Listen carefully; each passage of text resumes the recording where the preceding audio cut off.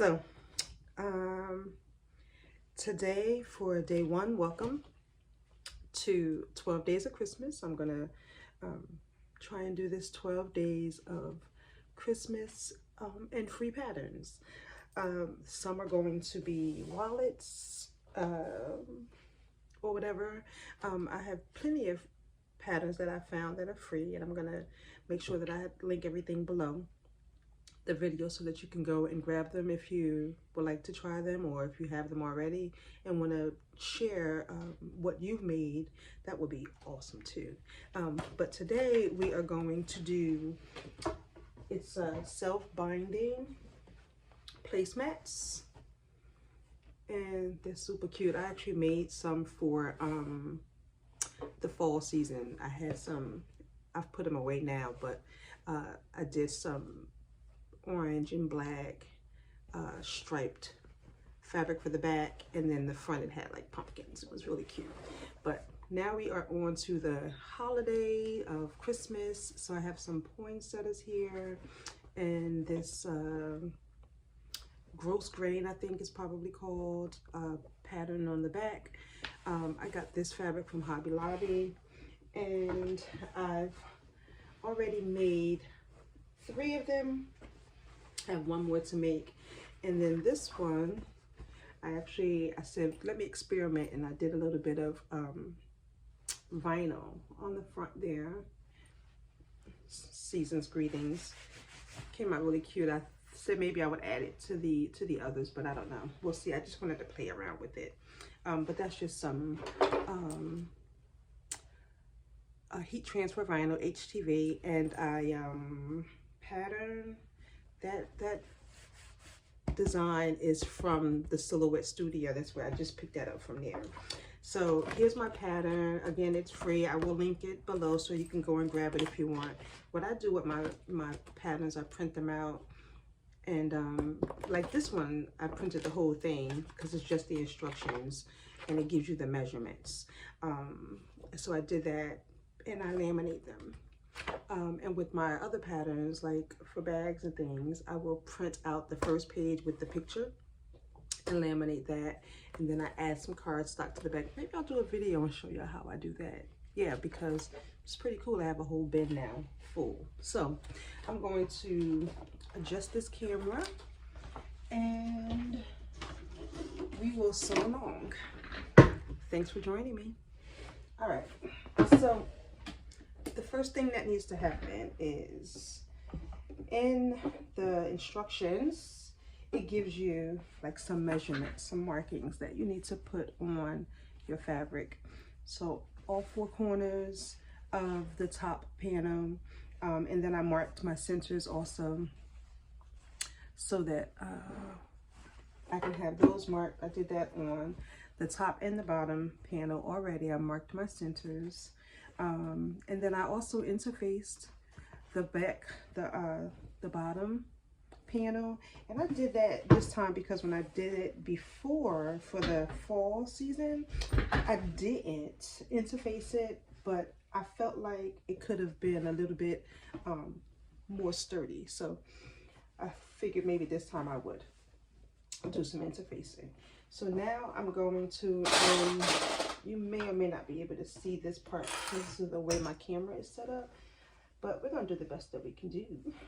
I'm going to line up those 2 center marks, put a couple clips, and I mean, this is super quick and easy. Like if I sat down to do a set of 4 of these at one time, it would only take, I don't know, maybe a half an hour, like maybe an hour from cutting the fabric to stitching the, the fabrics and putting them together.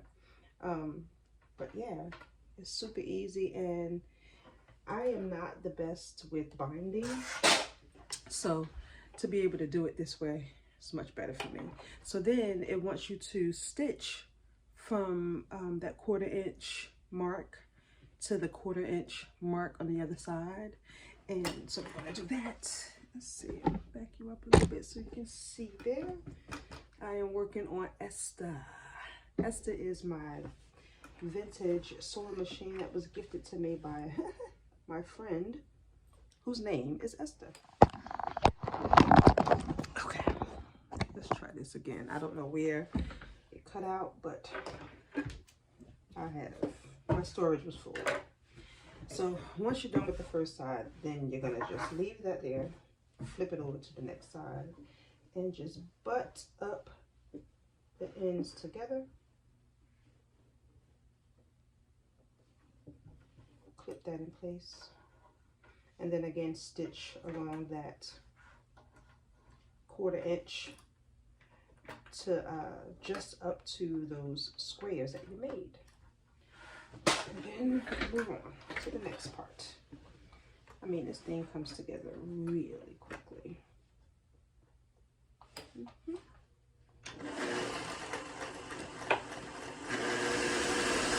I don't know, here the video cut out like I said, but my storage is full.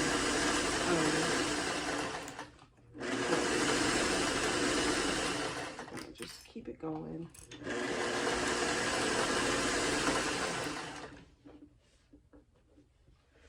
I'm seeing how much I love this doing this thing.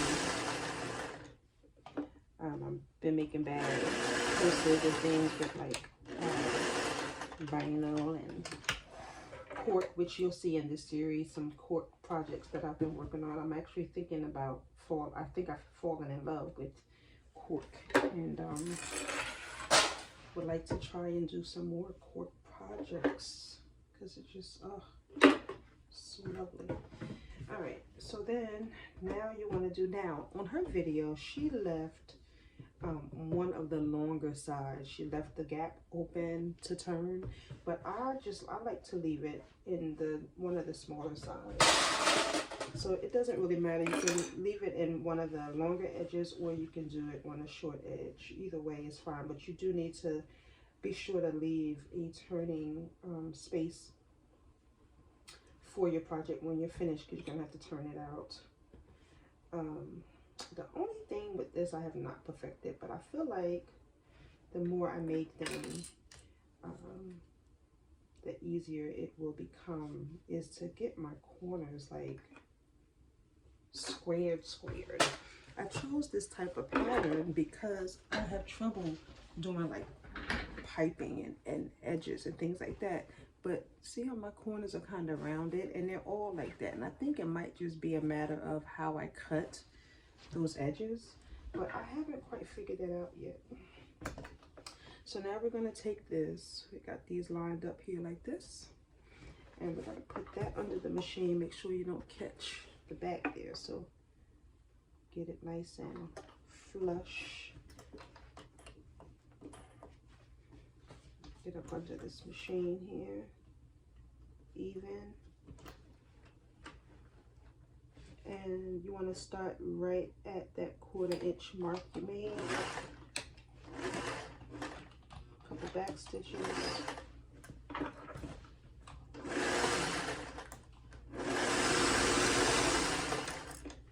You know, I would love to find out if there's a possibility for me to get like a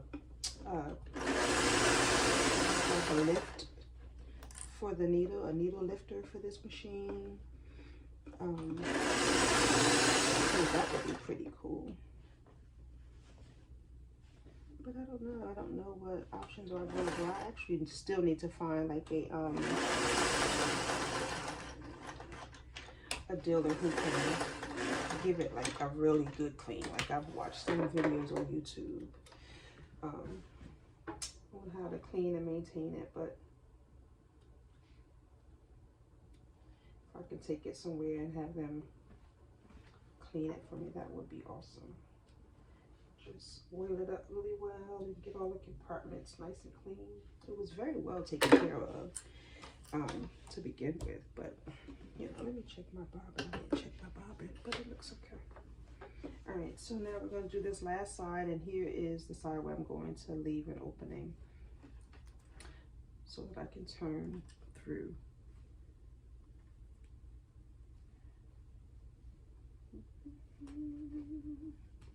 Put one more clip right there. Yep.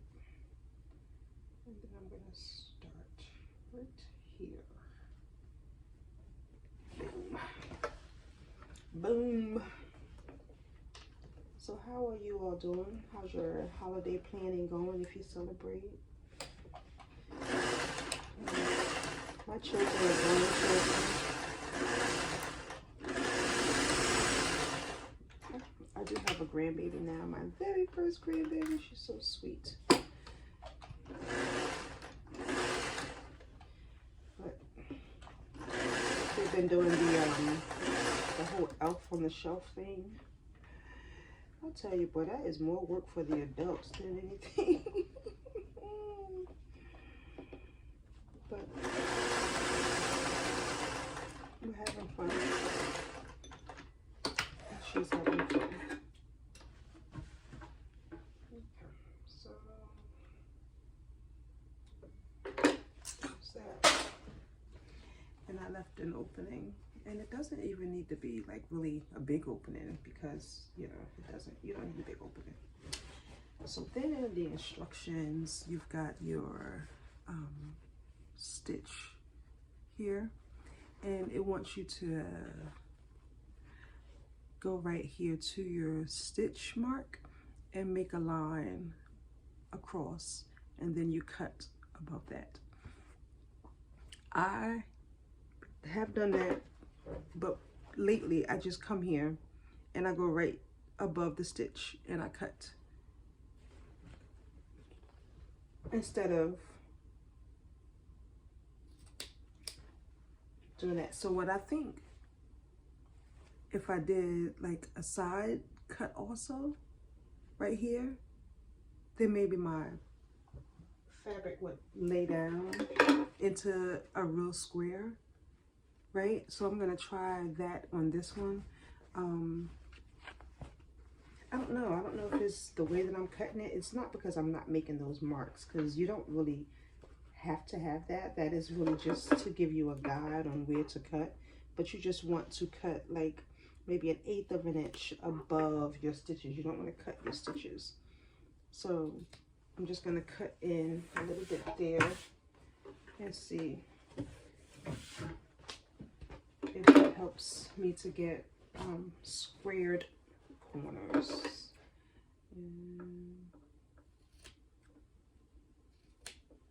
And again, I'm not cutting my stitches, I'm just cutting into the corner there. You know what I forgot to do? That's what I forgot to do. So before I cut there, I was supposed to do a stitch. That's what happened, and that's why they have those holes. I was supposed to do that stitch. So you take the short side and the long side and they meet together. Look, I jumped ahead of myself. That's what happened. Okay. Because I'm like, why is that a hole? But that's why, because I jumped ahead of myself. So you're supposed to make those lines like it suggests, and then stitch across that line. So you put the side, the long side, and let it meet the short side, and you get like a point right here, which I've already cut mine off, right? But you'll get a point there. And here's the other thing that I started doing. I'm kind of like doing a chain stitch.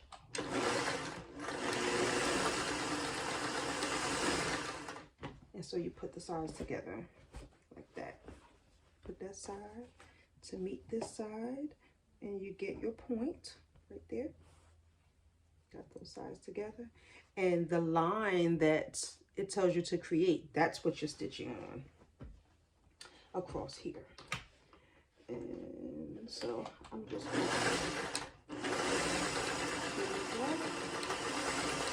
to make sure you back stitch so that they stay. And you take this next long side and let it meet with this short side and get your point right there like that. And then stick this here on an angle so that I get right up to the stitches.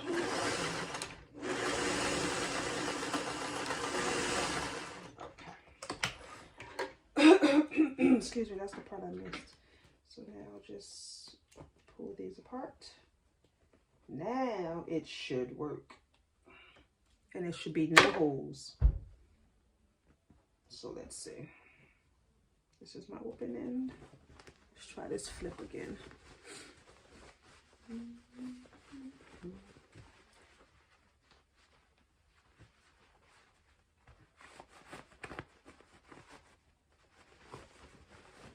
And it comes out pretty easy. Yes, perfect. There we go. And it looks even pointy, more pointy than I've had it in the past. So that's what, yes. Okay. If I just do that part. All right, so I'm gonna turn around here. My iron is behind me. You see, then you have this one little section that you close off. I'm gonna go and flatten this out, iron it down. Oh, look at that. That's perfect. That is perfect. That is much, much better than all of the others. Yes. I also have a little bone folder here. I use to turn sometimes to push out, like poke out my corners. I'll use this or either a crochet hook. I have a really long one. I'll use that sometimes too. Which for some reason I don't know where it is. All right, hold on, I'll be right back.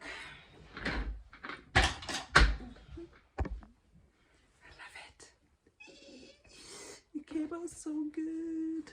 All right, so now I just need to do a top stitch, and in that top stitch it will close up that seam, the turning hole, and then that's it.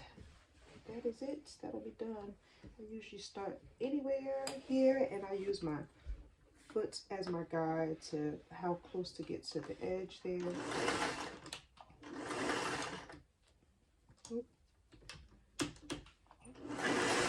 Stitch length. You know, the only thing for me with this machine is my longest stitch length is a 6. And I mean, I guess that's cool, but most of the videos that I watch, and they're using newer machines and things. They say, you know, top stitch at 3, 4.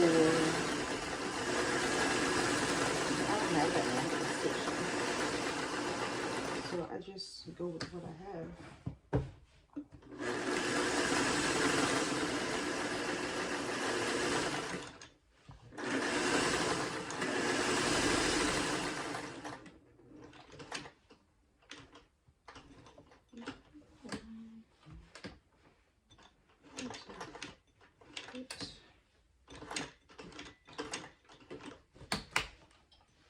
Sorry, it's kind of funny over there.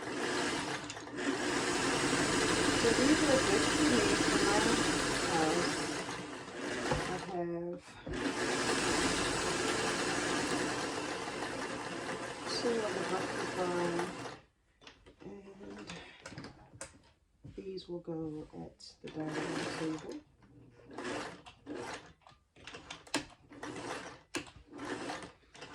And I'll just be cute for the holidays. Yes. So if you stuck around till the end of this video, thank you so much for watching and hanging out with me today. Did